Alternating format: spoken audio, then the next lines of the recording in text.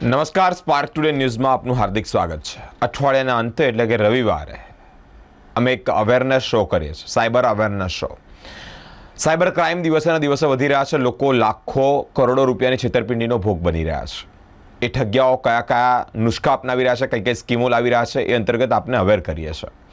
હાલ અત્યારે ફેબ્રુઆરી મહિનો ચાલી રહ્યો છે. મિત્રો, એક વાત કહેવાનું મન થાય કે આ જે સમય ચાલી રહ્યો છે યુવા વર્ગ માટે ખાસ છે. फरवरी का महीना चल रहा है, जरा मुस्कुराओ. लोग कहते हैं कि दिलों पे खास असर होता है. ફેબ્રુઆરીના મહિનામાં અલગ અલગ ડેઝ આવતા હોય છે અને આ ડેમાં અલગ અલગ સ્કીમો આપવામાં આવે છે. 14મી ફેબ્રુઆરી આપણને સૌને ખ્યાલ છે, વેલેન્ટાઇન ડે. યુવા વર્ગ વેલેન્ટાઇન ડે ઉજવે છે, સેલિબ્રેટ કરે છે. પરંતુ એ અંતર્ગત પણ સાયબર ફ્રોડ થાય છે.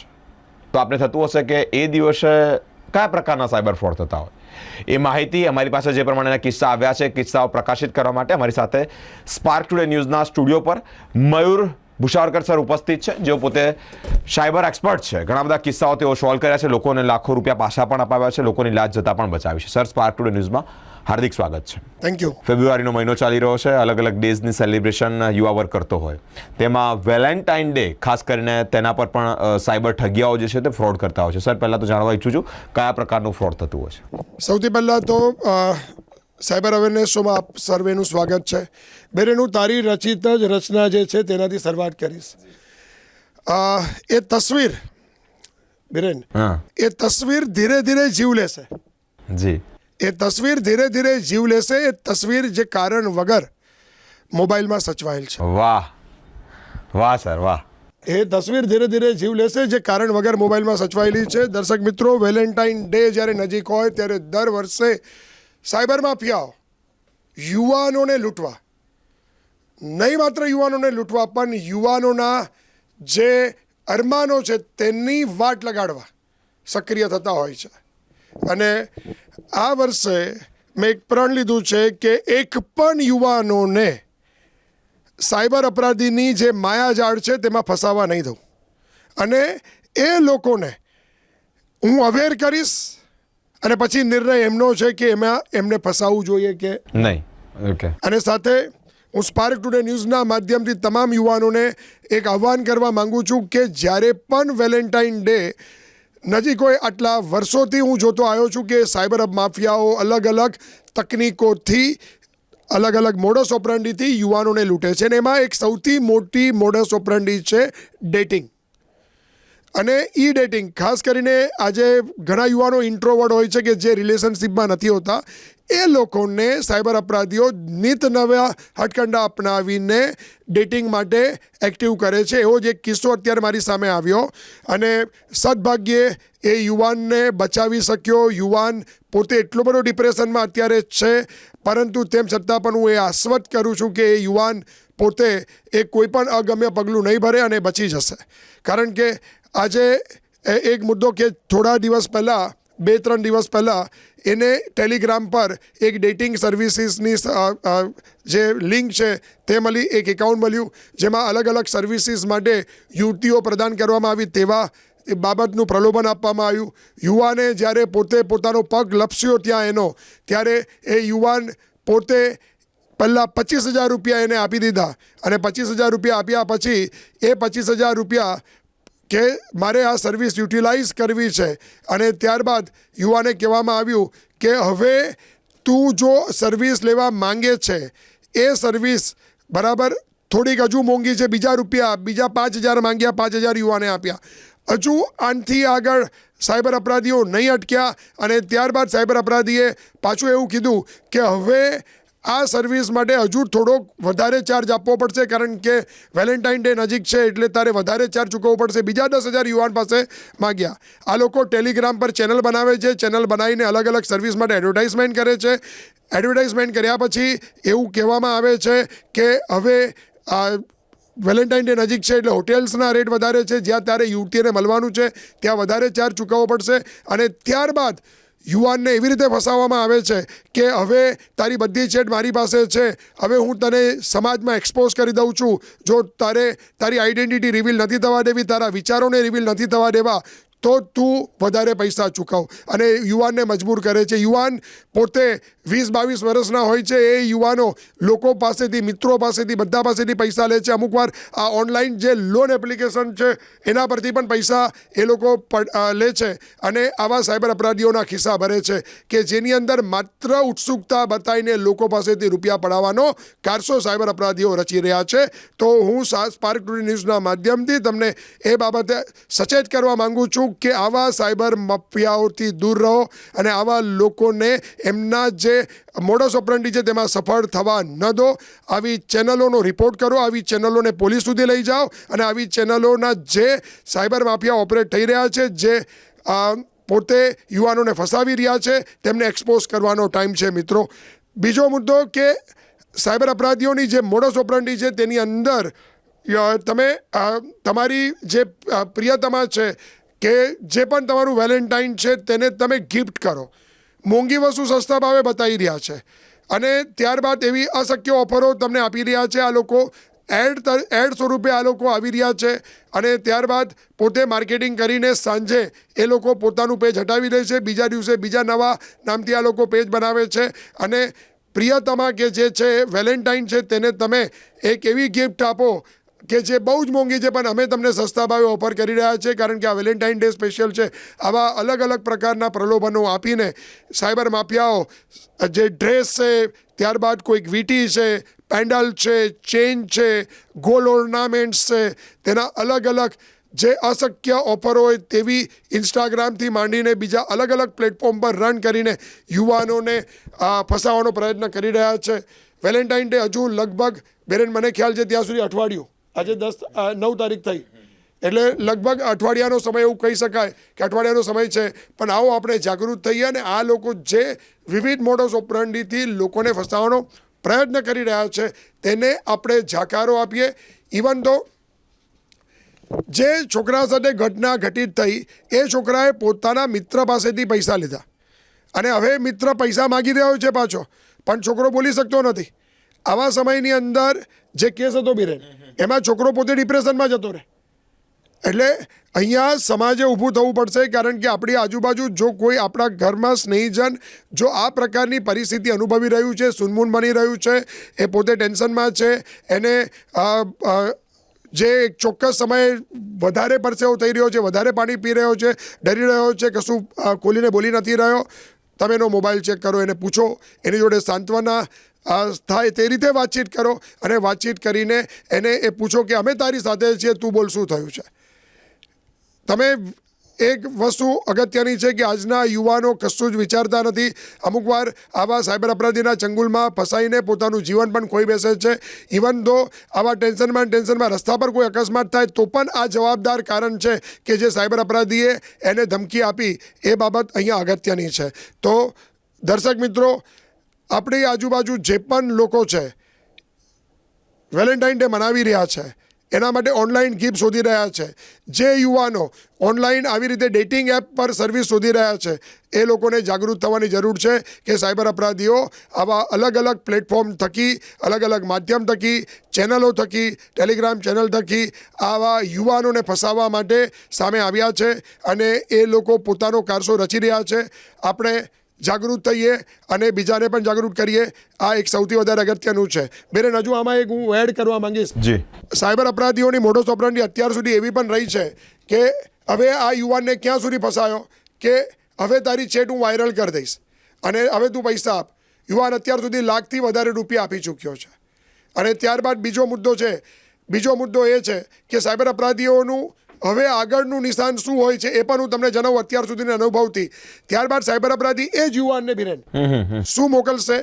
એ છોકરી એઆઈ જનરેટેડ ઇમેજ મોકલશે અને એઆઈ જનરેટેડ ઇમેજ મોકલીને એવું કહેશે કે છોકરી આત્મહત્યા કરી લીધેલી છે, બરાબર, અને એમાં તારી ચેટ સામે આવી છે અને નકલી પોલીસ અધિકારી બનીને એના સુધી પહોંચવાનો પ્રયત્ન કરે અને ત્યારબાદ એને એવું કહેવામાં આવે કે હવે તું વધારે રૂપિયા આપ.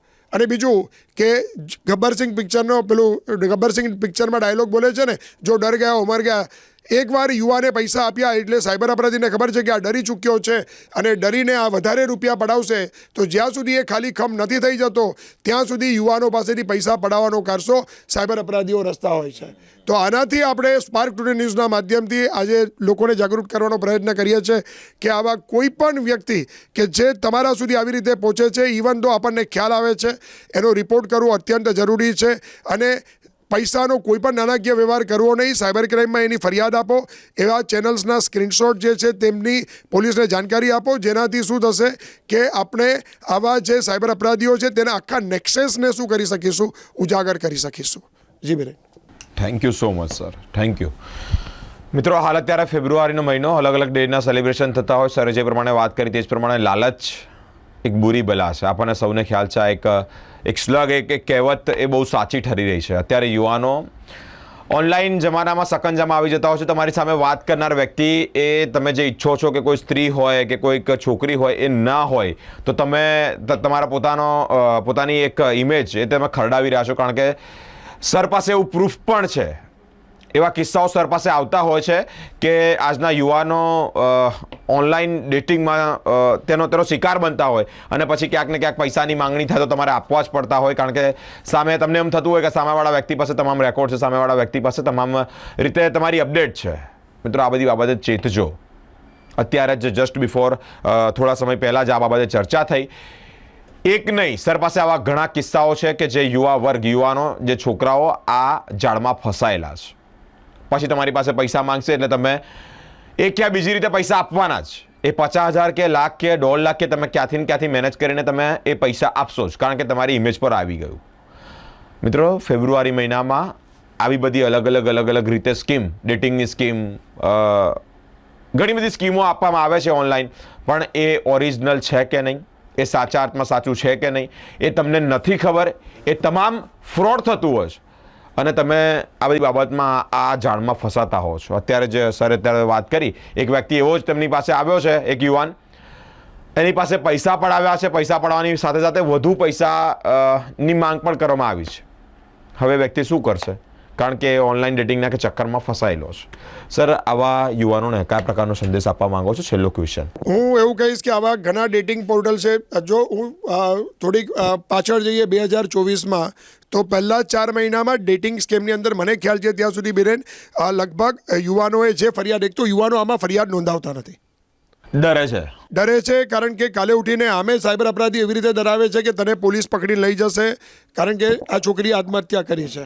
કાં તો આ લોકો એવી રીતે ડરાવે છે કે તારી ચેટને અમે એક્સપોઝ કરી દઈએ, તારા ફેમિલી સુધી પહોંચાડીએ, તારા સોશિયલ મીડિયા હેન્ડલ પર અમે ટેગ કરીએ. અને બીજી રીતે એવી રીતે ડરાવવામાં આવે છે કે હવે આ જે તમામ વસ્તુ છે તે એક્સપોઝ થઈ જશે તો તું આમાં જ બરબાદ થઈ જવાનો છું, એના કરતાં પૈસા આપ. ત્રીજો મુદ્દો એ છે કે જો એ પોલીસ સ્ટેશનમાં જવા માંગે તો એ ડરે છે, કારણ કે એની ફેમિલીમાં એક્સપોઝ થઈ જશે કે તું આવી ડેટિંગ સર્વિસ લે છે. તો યુવાનો કોઈને આમાં કહી શકતા નથી. ડરે છે બિરેન, આમાં યુવાનો કોઈને કહી શકતા નથી. હું એમને એ બાબતથી પણ આશ્વત કરવા માંગુ છું કે પોલીસ સ્ટેશન જવાથી તમારી આઈડેન્ટિટી રિવીલ નથી થતી.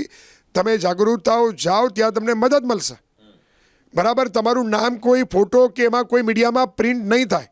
તમે એ બાબતથી પણ આશ્વત થાઓ. પરંતુ જો એકલા રહેશો, ગુંગળાશો તો ટેન્શન વધતું જશે અને એ ટેન્શન આપણને અગમ્ય કારણો ભરવા માટે કાં તો અગમ્ય પગલાં ભરવા માટે પ્રોત્સાહિત કરશે એ ટેન્શન.